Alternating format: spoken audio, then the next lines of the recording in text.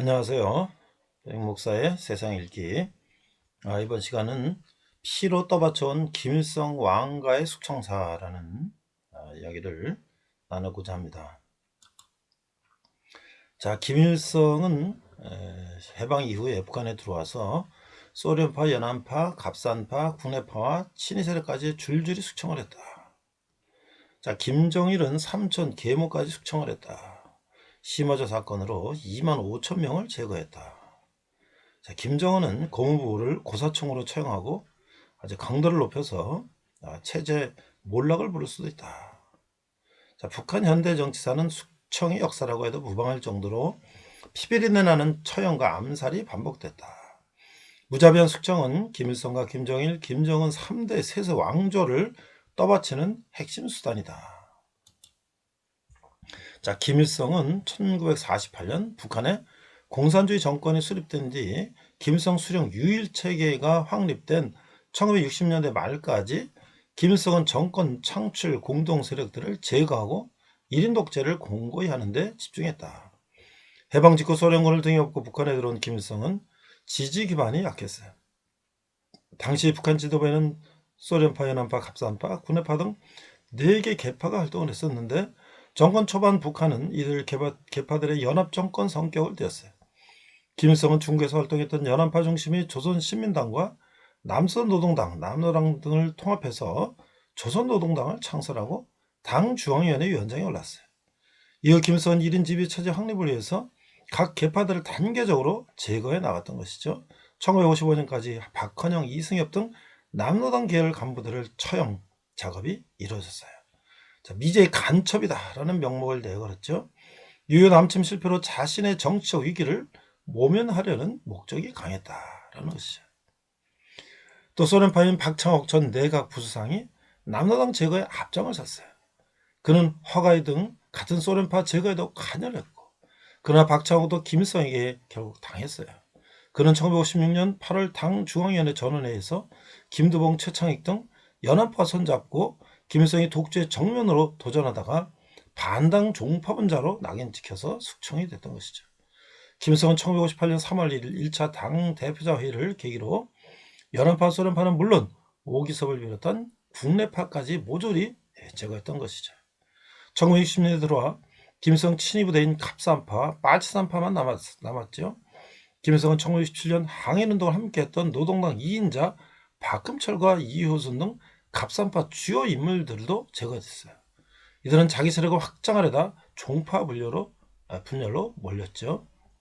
갑산파 제거로 제1지배체제를 확립한 김일성은 1969년에는 김창봉 민족보위상 국방장관인데 허봉학 군 정치총국장 등 군부 실세들을 수령의 권위도전과 군벌주의라는 제목으로 제거를 했던 것이죠. 1인 독재체제를 공고히 한 김일성은 1970년대 들어 아들인 김정일에게 권력을 차례차례 넘겨주기 시작했던 것이죠. 김정일은 1973년 9월 노동당 선전비서 겸 조직지도부장에 올랐죠.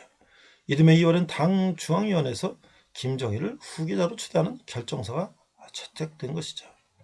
자, 김정일도 후계 승계에 걸림돌이 될 만한 인물을 제거해 놨었어요.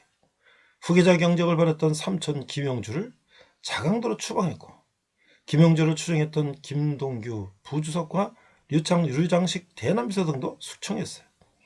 이복 동생 김평일을 후계자로 옹립하려던 계모 김성애의 세력을 제거하기 위한 광범위한 숙청 작업도 단행했죠. 김평일은 동독으로 쫓겨났고, 김평일은 헝가리, 불가리아, 핀란드, 폴란드, 체코 등을 떠돌며 대사를 맡아왔어요. 그는 2015년 평양을 방문했는데 36년 만이었던 것이죠. 김정은의 이복 동생 김명일도 독일 주재 공관에서 근무하다가 2000년에 사망했다고 합니다. 김정일 체제에서 가장 주목받았던 숙청 작업은 1997년에 벌어졌던 심화조 사건인데, 당시 최문덕 사연정부 정치국장을 내세워서 대형 간첩단 사건을 조작했어요. 식량 부족으로 수많은 아사자를 낳았던 이른바 고난의 행군으로 민심이 흔들리자 이를 수습하기 위한 숙청 작업이었던 것이죠. 서간인 전 노동당 농업담당비서, 선석 전 평양시당 책임비서, 문성술 본부당 책임비서와 김만금 부수석 등 나머지 시대의 인물들에게 무더기로 간첩 누명을 씌웠어요. 당 간부와 가족 등 2만 5천 명이 제거된 것으로 알려지고 있어요. 최문덕은 수많은 사건을 날조해 개인 원한을 갚기도 했어요. 후유증은 컸죠. 당에 충성한 간부들이 간첩과 반당 혁명군자라고 한다면 어떻게 나라가 지탱할 수 있었겠느냐는 거센 불만이 터져 나왔던 것이죠. 김정일은 보위사령부에 지시해서 심화조 사건을 전면 재검토할 것을 지시했죠. 최문덕의 공명심과 야망으로 날조됐다는 결론을 내렸어요. 김정일은 최문덕을 간첩으로 몰아 처형하고 심화조 사건 피해자들을 복권시켰어요. 최문덕은 극악한 사비르마로 지목돼서 2000년 7월 13일 총살을 당했던 것이죠. 자, 이 김정은의 포갑 정치는 도를 더했던 것이에요. 2013년 고모부 장성택을 고사총으로 처형하는 등 광결인 숙청이 이어졌던 것이죠. 현영철, 이용호, 김정각, 김영춘, 우동측 등 김정은을 떠받쳤던 측근들은 토사구팽이 되었어요. 당국에 따르면 김정은 집권 이후 처형된 고위 간부는 300여 명에 달하는 것으로 알려졌던 것이죠. 이복형 김정남 피살은 김정은 지시로 이루어진 것으로 추정되고 있어요. 유일체계 구축을 위해선 피부치도 제물로 바치는 게 김정은인 것이죠.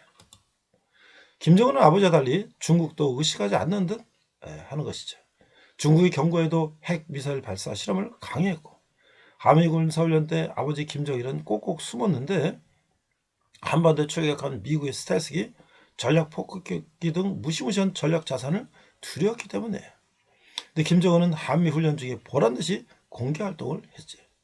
도널드 트럼프 미국 대통령과 아베 신조 일본 총리가 정상회담을 하는 도중 신형 탄도미사일을 쐈던 거예요. 이게 젊은 치일 수도 있다는 것이죠.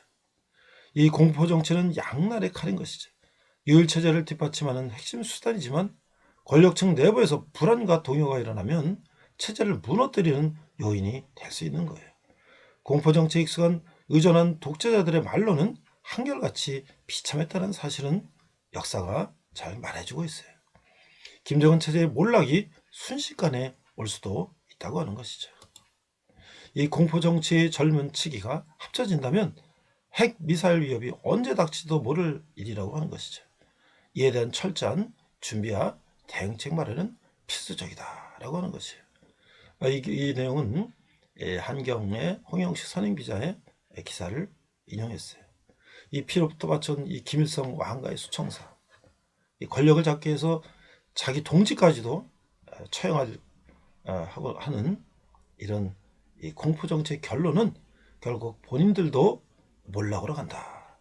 우리가 히틀러라든지 역대 독재자들, 네로라든지 모든 독재자들은 결국 말로는 비참했다고 하는 것을 역사는 우리에게 가르쳐주고 있는 것이죠.